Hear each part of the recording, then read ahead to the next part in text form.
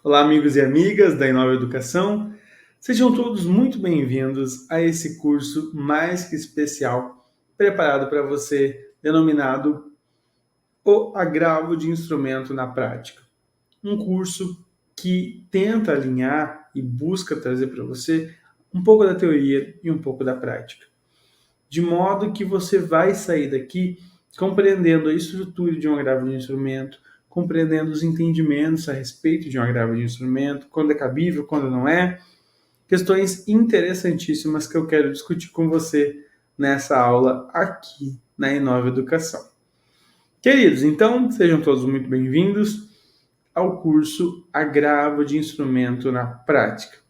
Se você não me conhece ainda, eu sou Manassés Lopes, sou advogado, sou professor universitário aqui em Santa Catarina e, me especializei em Direito Processual Civil e tenho a honra de poder atuar em todo o Brasil. Meu escritório ele é online, então isso me permite conhecer pessoas do norte, do sul, do sudeste, do centro-oeste, e aí a gente pode conversar, fazer parcerias, tem inclusive parcerias em casos complexos com alguns alunos, no formato de mentoria.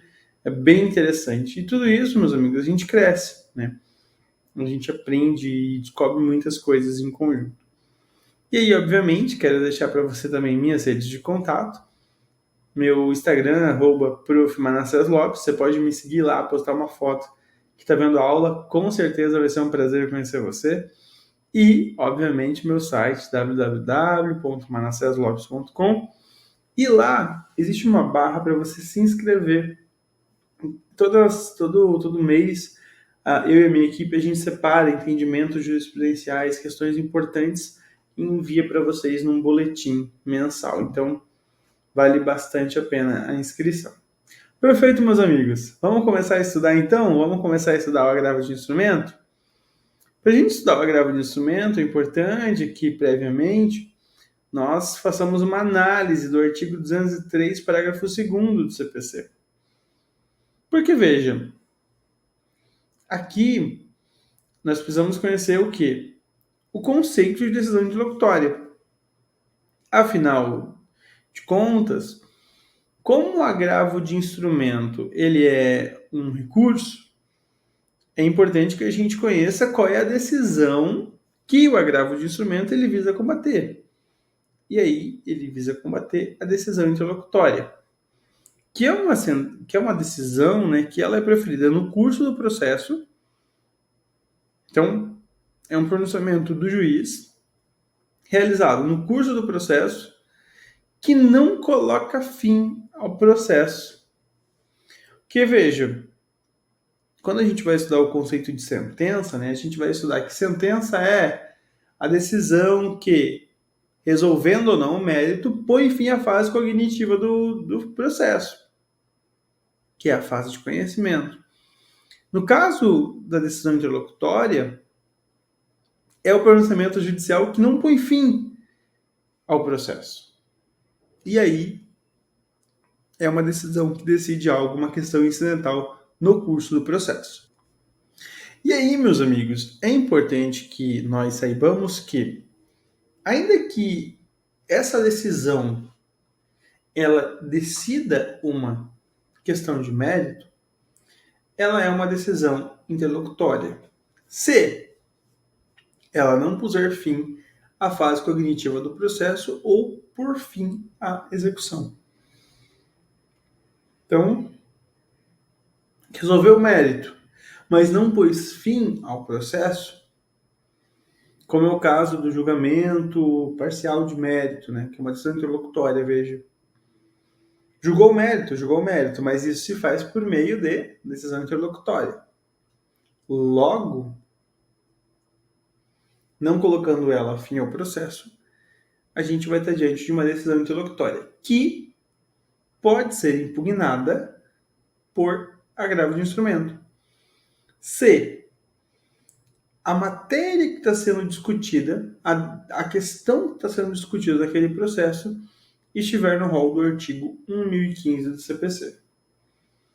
E aí, um dos exemplos, quando o juiz faz a pronúncia da prescrição relativa a um dos litisconsortes. Aí, para um tem prescrição, para os outros não tem, e aí, por exemplo, o processo segue contra os demais. Esse é um pequeno exemplo, mas tem outras questões muito atuais que a gente vai estudar nesse curso. Bom, existe recorribilidade imediata? O que é recorribilidade? Recorribilidade é a possibilidade da parte que sucumbiu impugnar aquela decisão. Mas no CPC de 2015, toda decisão interlocutória ela é recorrível. É possível recorrer de toda e qualquer decisão interlocutória. O problema é que nem toda decisão interlocutória ela é recorrível de imediato. E aí, meus amigos, a gente tem um problema. Porque se a gente for pensar tecnicamente, o recurso cabível contra a decisão interlocutória seria a sentença. Desculpa, seria a apelação. Quem ensinou isso, né, de um jeito diferente foi o professor Paulo Mendes de Oliveira. Se a gente fosse pensar qual o recurso que cabe à decisão interlocutória, em regra, era para ser a apelação. E aí, excepcionalmente, em algumas matérias que a lei dá um grau de importância, a gente teria a possibilidade do manejo, interposição do recurso do agravo de instrumento. É óbvio que dessa maneira que eu estou te ensinando, você não leva para a prova de concurso, senão vai dar errado, né? Obviamente, de uma decisão interlocutória, em regra, caberia o agravo de instrumento. Porque aí tá no rol do artigo 1015. Mas a ideia é que, como aquelas decisões que estão previstas lá no artigo 1015 do CPC não são todos os tipos de decisão interlocutória, e só para aquelas caberia no agravo de instrumento, por exemplo, então, em regra, caberia apelação, né? Tu vai discutir a questão da decisão interlocutória em preliminar de apelação. Então, é interessante que a gente pense isso, né? Da não recorribilidade imediata.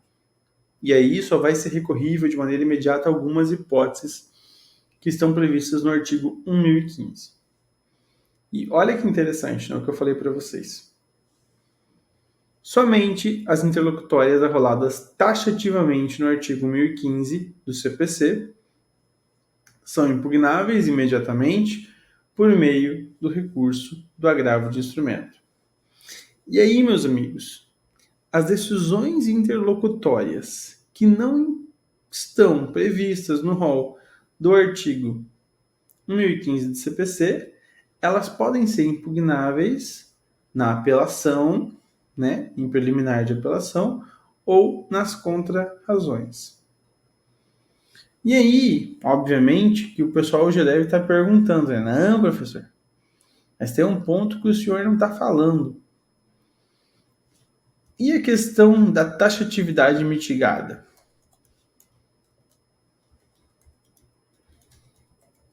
Isso é um tema importante, um tema que virou repercussão geral do STJ. E aí, meus amigos, a questão é, existe esse rol mesmo do artigo 1015 é de taxatividade mitigada? E aí eu trago para vocês aqui, meus amigos, olha que interessante. No site do STJ, recurso especial 1.704.520, que foi julgado sobre o rito dos recursos repetitivos, onde se firmou o entendimento que, em algumas situações urgentes, né, e que tenha algum risco de a apelação posteriormente ser, não ter praticamente nenhum efeito, o que se fizeram? Permitiram o recurso de agravo de instrumento em hipóteses não previstas lá no artigo 1015 do CPC.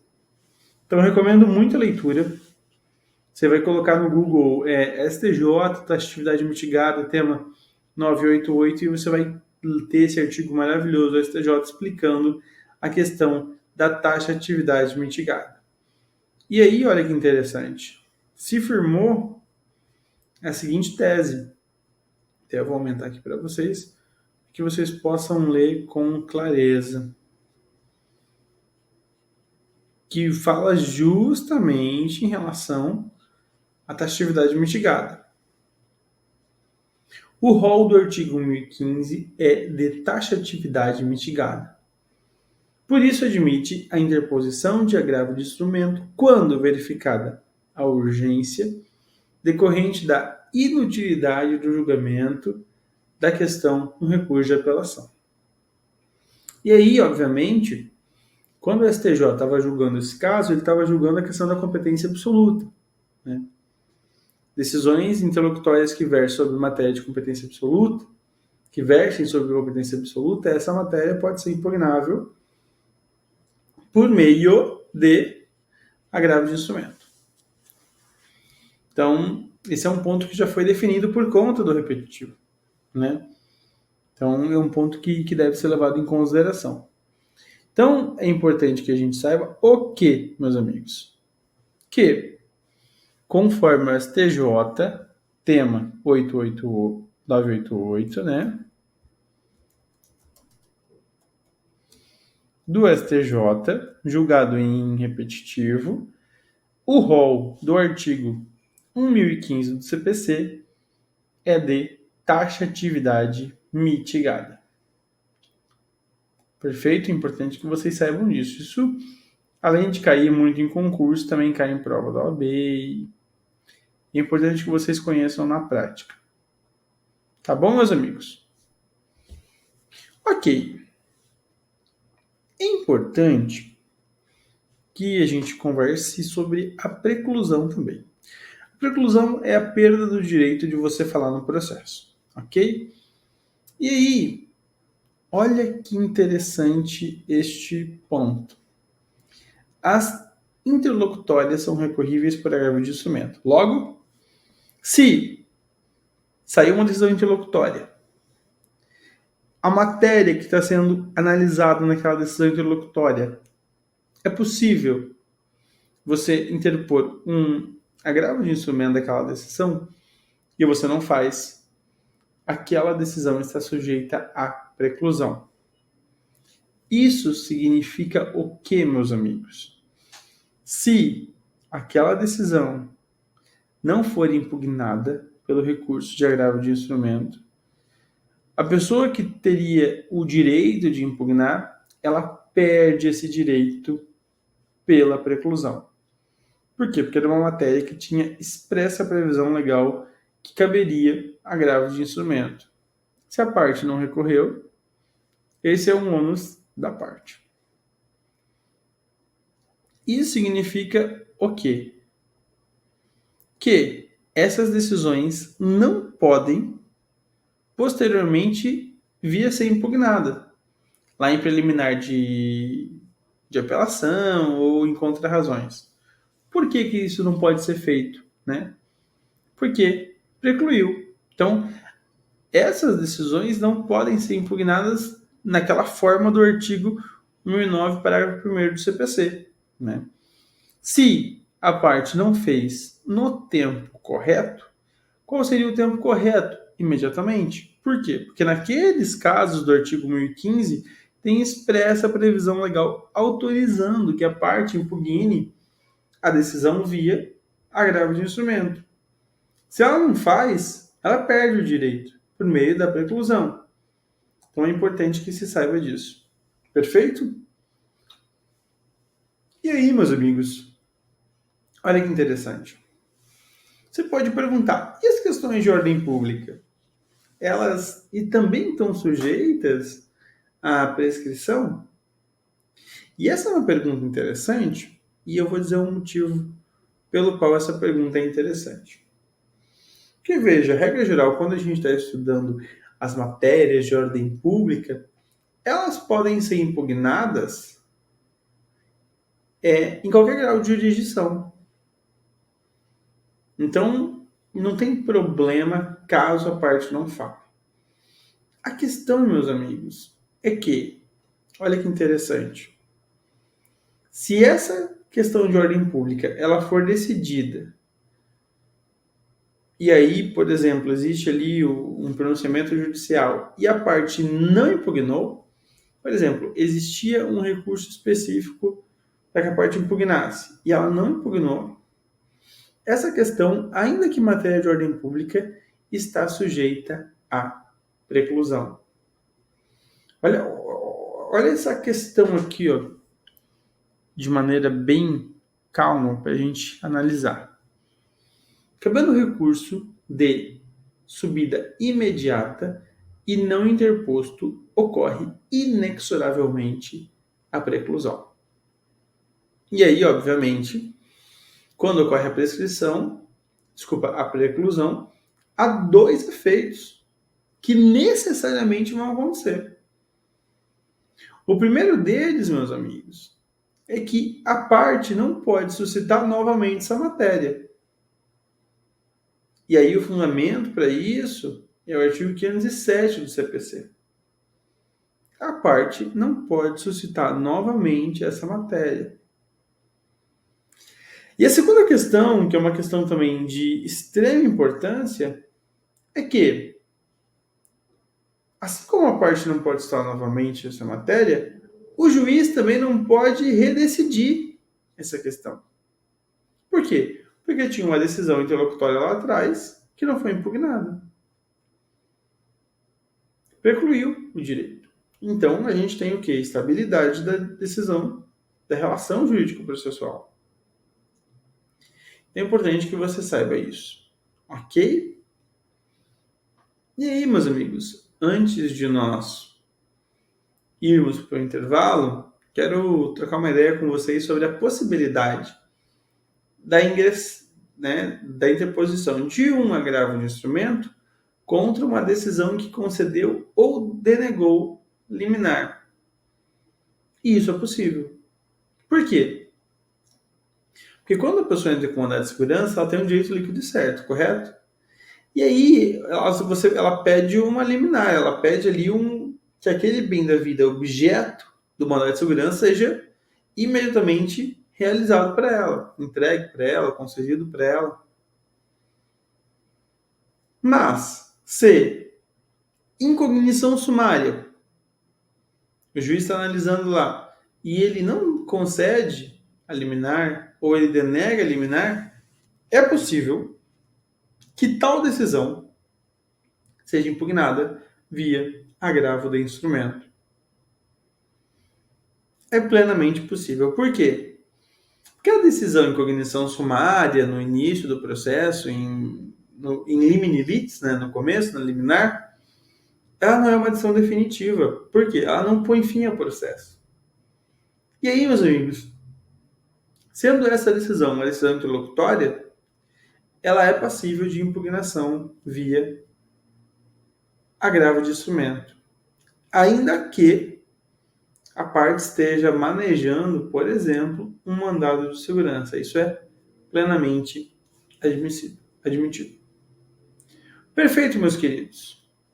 Bom, um conselho que eu posso dar a vocês, que é um conselho que eu sempre falo para o pessoal, é antes de fazer o recurso, antes de escrever o recurso, pega o artigo que fala do agravo de instrumento e dá uma lida nele.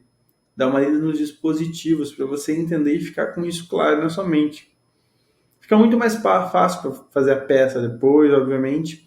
Você vai ter o conteúdo muito fresco ali, né? E pode, inclusive, complementar o próprio material com essas anotações aqui que a gente está desenvolvendo na aula. É importante que você estude com o Vadimec ao lado para poder fazer as suas anotações. Perfeito, meus queridos. Bom, então, recadinho para você. Vai tomar uma aguinha, pega um cafezinho e vem preparado, porque no próximo bloco a gente vai estudar questões relativas à formalidade do agravo de instrumento e entendimentos jurisprudenciais importantes acerca desse recurso. Então, eu espero você assim correndo. Não saia daí, Já já a gente volta para falar de agravos de instrumento.